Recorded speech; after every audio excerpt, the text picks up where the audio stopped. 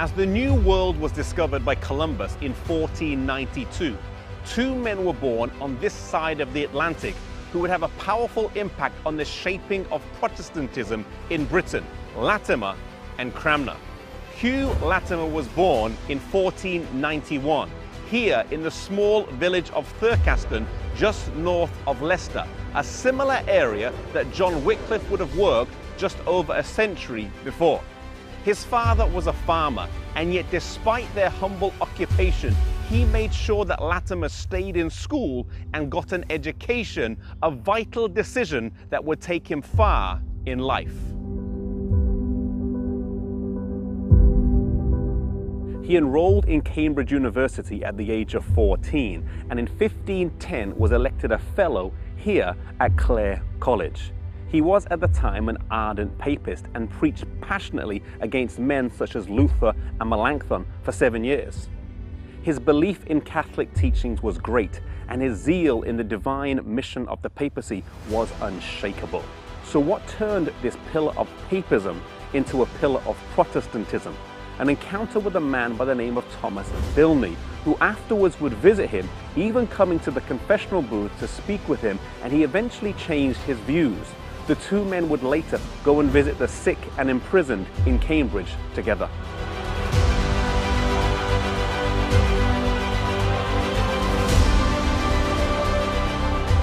Latimer went on to become the royal chaplain and the bishop here in Worcester, advocating for papal reform and denouncing the clergy who did not own a Bible, or the parishioners who could not even recite the Lord's Prayer. His clarion call to reform ended him in prison in 1539, but he was spared the stake by the intervention of Thomas Cromwell.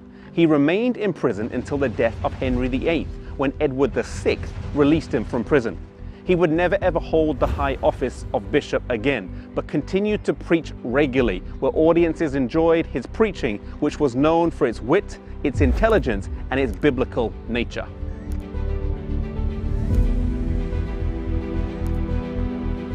When Edward VI died on July the 6th, 1553, England was thrown into turmoil. Lady Jane Grey ascended the throne, but only had it for 9 days before Mary Tudor took the throne. Despite initial favor toward the reformers, her intentions of making England a Catholic nation soon became clear.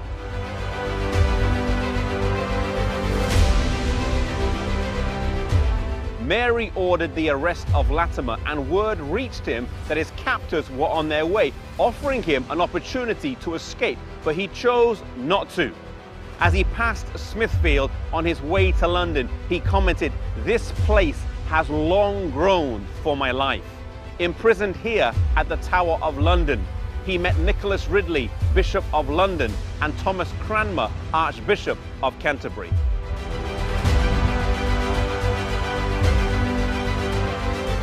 In March of 1554, they were tried here in Oxford, where Latimer was asked whether the natural body of Christ was in the sacrament, to which he responded, "Our Saviour's body is in heaven, whither he departed at the Ascension." He went on to explain that the change at communion was not in the bread, but in the heart of the believer.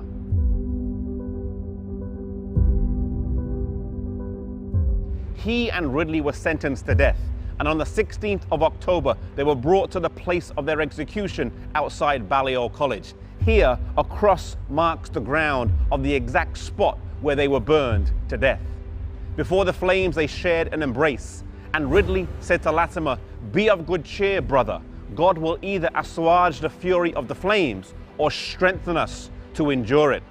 Latimer then responded, "Be of good comfort, Master Ridley, and play the man. We shall this day, by God's grace, light a candle in England, as I trust in God, shall never be put out." History says that Latimer died soon after, but Ridley died a slow and painful death.